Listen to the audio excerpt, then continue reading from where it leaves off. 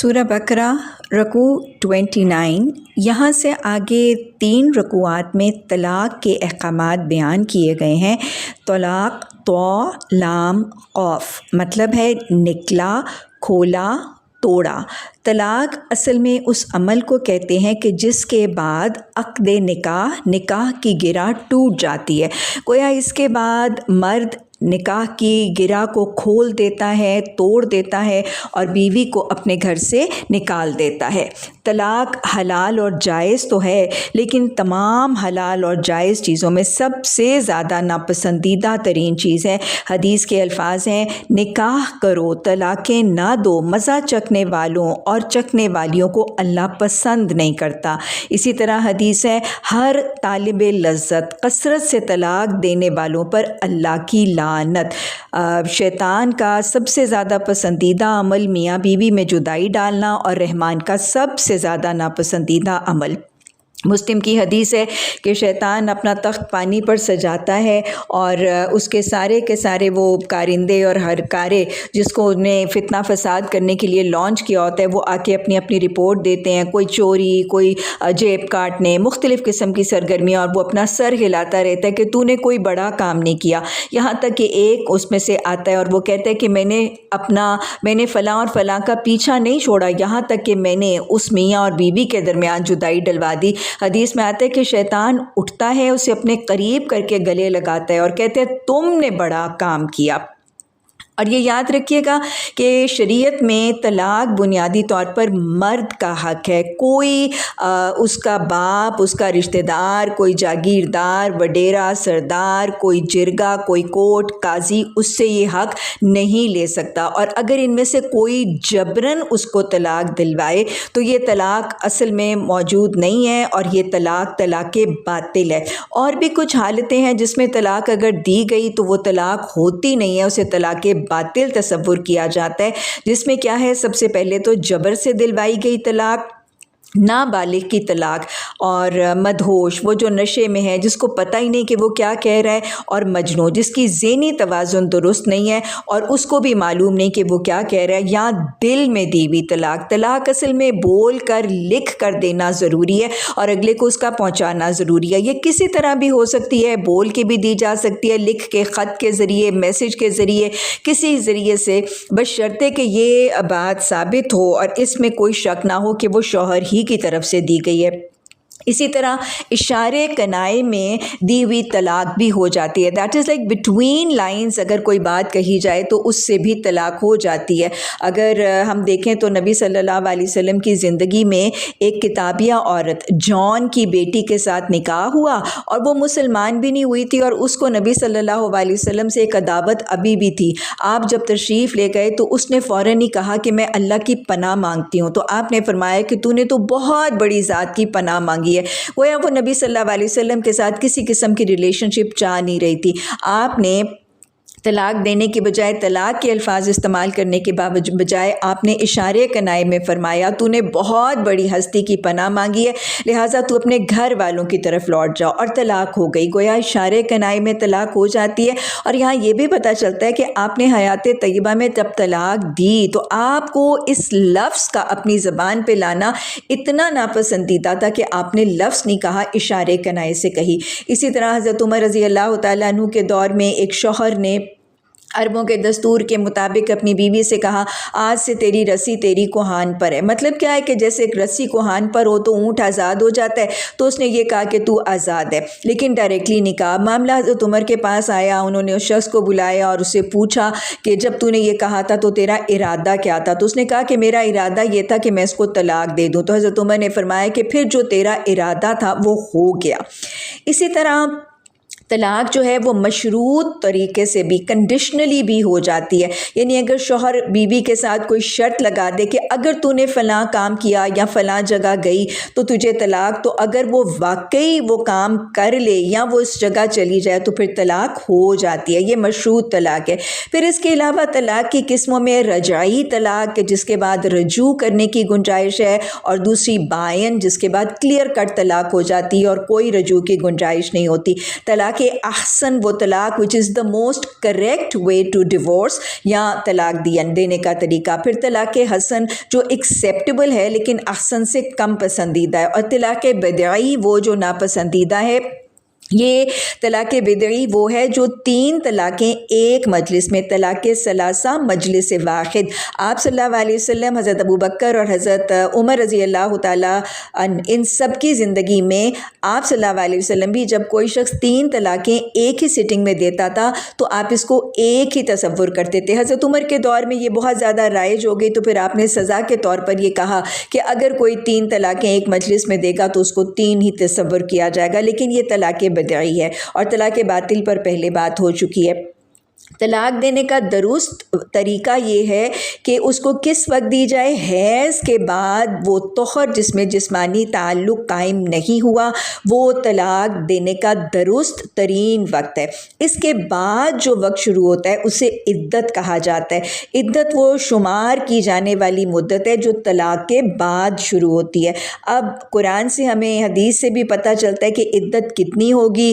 ایک خاتون جس کو پیریڈز آتے ہیں، ایام ماہواری آتی ہے، اس کے لیے تو اللہ نے سورہ بقرہ میں ثلاثۃ قروء 3 ایام ماہواری، اور سورہ طلاق میں لم یحزن وہ بچیاں نابالغ کا چونکہ نکاح کا تصور ہے تو ان کی طلاق، ان کی عدت جو ہے کہ جن کو حیض شروع نہیں ہوا وہ ان کے معاشرے میں، اس ایریا میں، لوکیلٹی میں خواتین کو جتنا 3 ایام ماہواری ہے اس کو کنسیڈر کیا جائے گا، بیکاز سائیکل جو ہے وہ کچھ ایریاز میں فرق بھی ہوتا ہے.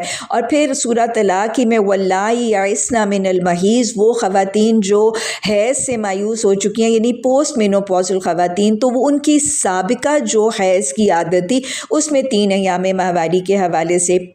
اور سورہ طلاق میں وَأُولَاتِ الْأَحْمَالِ حمل والیوں کا وہ وقت جو ہے وہ پیریڈ ہوگا جب وضع حمل ہو جائے، چاہے وہ دوسرے مہینے میں حمل کے ہوا تو وضع حمل پیریڈ ہوگا، اور اگر 7ویں مہینے بھی ہوا تو بھی وضع حمل پیریڈ ہوگا. اگلا سوال یہ کہ عدت کہاں گزرے گی، تو ہمیں سورہ طلاق سے یہ پتہ چلتا ہے، اللہ فرماتے ہیں من حیث سکنتم کہ جہاں شوہر خود جس گھر میں سکونت اختیار کرتا ہے وہیں پہ وہ بیوی بھی رہے گی. اور عدت میں ذمہ داری شوہر کی یہ ہوگی کہ وہ بیوی کو نان نفقہ دے گا، اس کے اخراجات دے گا، حسن سلوک کرے گا، بیوی بناؤ سنگھار کرے گی. مقصد ان تمام چیزوں کا یہ ہے کہ وہ دونوں ایک گھر میں ایک چھت تلے رہیں گے، حقوق و فرائض اچھے طریقے سے ادا ہوں گے، شاید یہ کہ رجوع ہو جائے اور گھر بس جائے.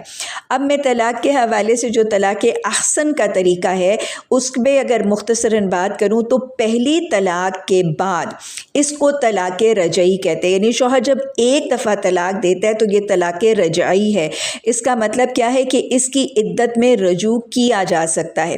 اب اس رجعی طلاق، پہلی طلاق کے بعد 2 حالتیں رونما ہو سکتی ہیں. پہلی حالت تو یہ کہ عدت میں شوہر بیوی سے رجوع نہ کرے، اگر رجوع نہیں ہوگا تو نکاح ٹوٹ جائے گا، رشتہ ختم ہو جائے گا، عورت آزاد ہے، کسی دوسرے مرد سے بھی نکاح کر سکتی ہے. لیکن تجدید نکاح سے نئے سرے سے نکاح بھی ہو سکتا ہے، یعنی اگر بیوی اور شوہر آپس میں جدائی اور طلاق ہو جانے کے بعد 2 سال 10 سال کتنی بھی دیر کے بعد اگر چاہیں تو نئے سرے سے نکاح، ولیمہ، حق مہر، ساری شرائط نکاح کے ساتھ نئے سرے سے نکاح پڑھایا جا سکتا ہے. اسی طرح اب پہلی طلاق کے بعد دوسری حالت کیا ہو سکتی ہے؟ آپشن ہے، اگر شوہر نے عدت میں رجوع کر لیا، اور یہ بات پہلے ہو چکی ہے کہ طلاق میں رجوع جسمانی طور پر فزیکل ریلیشن شپ کی شکل میں ہوگا، قولی طور پر رجوع کرنا کفایت نہیں کرے گا. اگر اس نے رجوع کر لیا تو نکاح جاری رہے گا، رشتہ ختم نہیں ہوگا، دونوں ازواج ہیں، لیکن ان کے میرٹل ریکارڈ میں ایک طلاق لکھ دی جائے گی. اب ایسا ایک کپل جس نے ایک طلاق دی ہے اگر پھر کہیں جھگڑا، خفگی، ناراضگی اور سیکنڈ طلاق ہو جاتی ہے تو یہ طلاق بھی طلاق رجعی ہے. اس کے بعد بھی رجوع کی اور تجدید نکاح کی آپشن ہے. تو گویا اس کے بعد بھی پہلی حالت یہ ہوگی کہ عدت میں اگر وہ رجوع نہیں کرے گا تو اسی طرح نکاح ٹوٹے گا، وہ آزاد ہو کے کسی اور سے بھی نکاح کر سکتی ہے. لیکن دوسری طلاق کے بعد بھی تجدید نکاح کی یعنی نئے سرے سے نکاح کرنے کی اجازت موجود ہے. اور دوسری حالت دوسری طلاق کے بعد یہ کہ اگر اس نے رجوع نہیں کیا گیا تو پھر نکاح، اگر رجوع کر لیا تو پھر نکاح جاری رہے گا، رشتہ ختم نہیں ہوگا، دونوں ازواج رہیں گے، لیکن اب ان کے ٹریک ریکارڈ میں 2 طلاقیں لکھ دی جائیں گی۔ ایسے ازواج اگر تیسرے کسی موقع پر پھر وہ شوہر بیوی کو طلاق دیتا ہے تو یہ 3rd طلاق اب پہلی 2 طلاقوں کی طرح طلاق رجعی نہیں، یہ طلاق بائن ہوگی، کلیئر کٹ 2 ٹوک طلاق۔ 3rd طلاق دیتے ہی طلاق ہو جائے گی، نکاح ٹوٹ جائے گا، یہ آپس میں ازواج نہیں ہے اور رجوع کی مہلت بھی نہیں رہے گی اور تجدید نکاح بھی نہیں ہوگا۔ لہٰذا تیسری طلاق کے بعد عدت شوہر کے گھر میں نہیں ہوگی، نہ شوہر نہ نفقہ دے گا، نہ عدت میں رجوع کی اجازت ہوگی اور نہ ہی عدت کے بعد تجدید نکاح کی اجازت ہوگی۔ 3rd طلاق کے بعد تجدید نکاح کا طریقہ کیا ہو سکتا ہے کہ اگر یہ بیوی دوسرے کسی مرد کے ساتھ گھر بسانے کی نیت سے نکاح کرے اور پھر وہ دوسرا شوہر اس کو طلاق دے دے یا وہ دوسرا شوہر فوت ہو جائے اور پھر وہ عدت کے بعد اگر اپنے پہلے شوہر کے ساتھ نکاح کرنا چاہتی ہے تو یہ تجدید ہو سکتی ہے، بشرطے کہ نکاح گھر بسانے کی نیت سے کیا گیا تھا۔ یہ حلالہ نہیں ہے۔ حلالہ تو جسے اللہ قرآن میں کہتا ہے نا، یہ اللہ کی آیات کا مذاق اڑانے کا طریقہ ہے کہ وہ نکاح معاہدے سے کیا جاتا ہے۔ ایک مرد طلاق دینے کے بعد رجوع نہیں کرتا، طلاق ہوتی ہے لیکن پھر نکاح کی تجدید کرنا چاہتا ہے تو پھر وہ کیا کرتا ہے، 2 طلاقیں دیا ہوا شخص وہ تیسری طلاق دینے پر کسی تیسرے مرد کو کہتا ہے کہ میری بیوی سے نکاح کر لو اور یہ بانڈ اور معاہدہ ہوتا ہے کہ اس کے ساتھ تعلق قائم کرو اور پھر اس کو طلاق دے کے میرے لیے آزاد کرو اور پھر وہ تجدید نکاح کرتے ہیں۔ یہ معاہدے سے کیا ہوا نکاح اور پھر اپنی بیوی کے ساتھ تجدید نکاح متعلقہ کے ساتھ یہ حلالہ ہے۔ حلالہ حرام ہے، اللہ کی آیات کا مذاق ہے۔ آپ نے فرمایا کہ حلالہ نکالنے اور نکلوانے والے دونوں پر اللہ کی لعنت، یہ ملعون ابر اور کبیرہ گناہ ہے۔ آیت نمبر 228 میں پھر اللہ سبحانہ تعالیٰ نے اسی طرح یہ تصور بتایا ہے کہ حیض والی عورتوں کی عدت جو ہے وہ 3 ایام ماہواری ہے اور اس کا مقصد عدت کا یہ ہے کہ حمل ظاہر ہو جائے۔ اور اس آیت میں اللہ نے یہ بھی بتایا ہے کہ مردوں کو علیہن درجہ، کہ مردوں کو عورتوں کے اوپر ایک درجہ ہے، اور اس آیت میں اللہ نے یہ بھی بتایا ہے کہ عدت میں مرد کو رجوع کرنے کا اختیار ہے۔ آیت نمبر 229 میں اللہ سبحانہ تعالیٰ نے واضح طور پر الطلاق مرتان کہ طلاق 2 ہی مرتبہ ہے۔ اس کا مطلب یہ کہ 2 دفعہ رجعی طلاق ہے اور 2 ہی دفعہ طلاق کے بعد رجوع اور تجدید نکاح کی اجازت ہے۔ اور اس آیت میں یہ حقیقت بھی سمجھائی گئی ہے کہ طلاق کے بعد حق مہر لینا، واپس لے لینا مکروہ ہے۔ حدیث کے الفاظ ہیں کہ جو شخص تحفہ دینے کے بعد واپس لیتا ہے اس کی مثال اس کتے کی سی ہے جو قے کرتا ہے اور بعد میں اسے چاٹ لیتا ہے۔ اللہ ہمیں حدود اور قوانین کو سمجھنے اور سمجھانے کی توفیق عطا فرمائے۔